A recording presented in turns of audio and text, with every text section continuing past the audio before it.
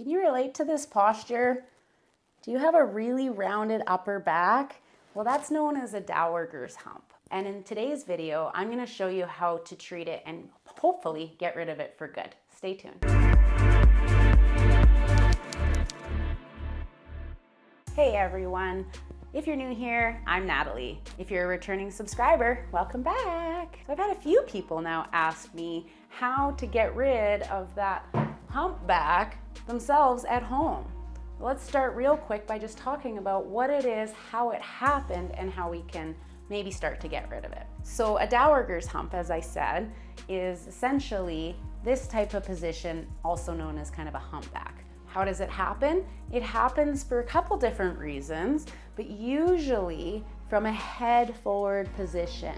It is on the rise these days because what are we doing? Texting all the time. Our head is down, we're slouched forward. This pandemic sure isn't helping. For some people it's genetic, for some people it's congenital, meaning you were kind of born with some predispositions or maybe some vertebra that were little misshapen that created that posture. Sometimes osteoporosis can lead to that as the bones start to shrink and tilt you forward, but most often, and even in the case of osteoporosis, it is due to postures, or should I say bad postures. Now let's talk a little bit about positions of the neck. So we tend to be a lot in protraction, extension, and flexion.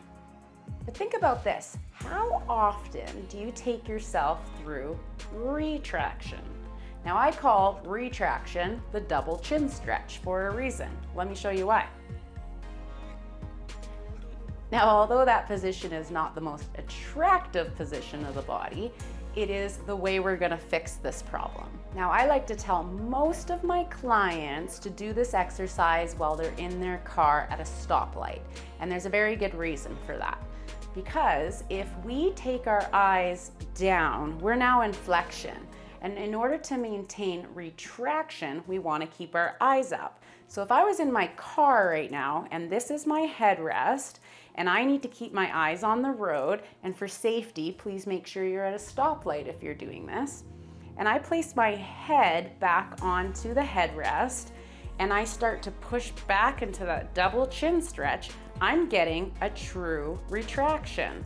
Furthermore, if I take my hands and place them on the steering wheel, I'm opening up through the top of the shoulders and retracting into that double chin stretch. Now, of course, that doesn't have to be done in a vehicle. It's just a convenient place to do it. What else are you gonna do while you're sitting at a stoplight? But while we're there, you're trying to create as many chins as possible. And if you're fully retracted and you tilt side to side just slightly, you're not going to be able to laterally bend your neck that much, but you're gonna open up some posterior neck muscles that have now shortened and created this head forward protracted position.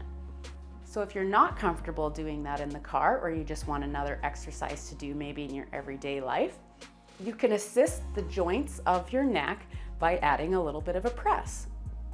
What that looks like, you're going to tuck your chin in, you're going to place your fingers on your chin, and you're going to press back. It's very hard for me to talk like that, so I'm not gonna just talk while I go through a couple of these, but you're going to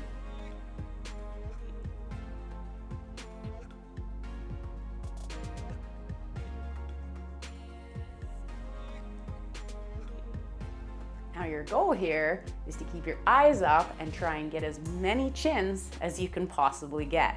Furthermore, if you place your head on a wall or the headrest of your vehicle by pressing back into it without that chin press, you are strengthening some of those muscles that help bring your head back so now your ears are aligned back up over your shoulders.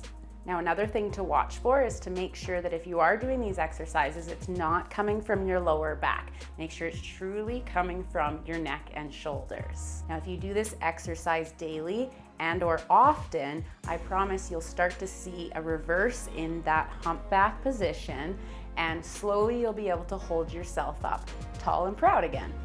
Now, there are some very, very nice massage therapy techniques. Some you can do yourself and some that others can help you with that actually also help break up this area. So if you're interested in that, please go ahead and let me know in the comments and I'll make that video for you.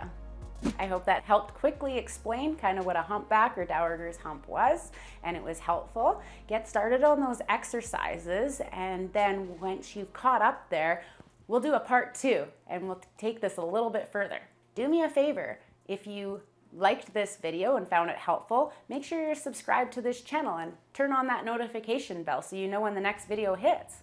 As I said earlier, if you have any questions or comments about this, go ahead and drop it in the comments. You can always head over to my Instagram page as well, where you can send me a private message. Always kind of you to hit that thumbs up button so that I know to keep making content like this. I hope this was super helpful, and happy healing.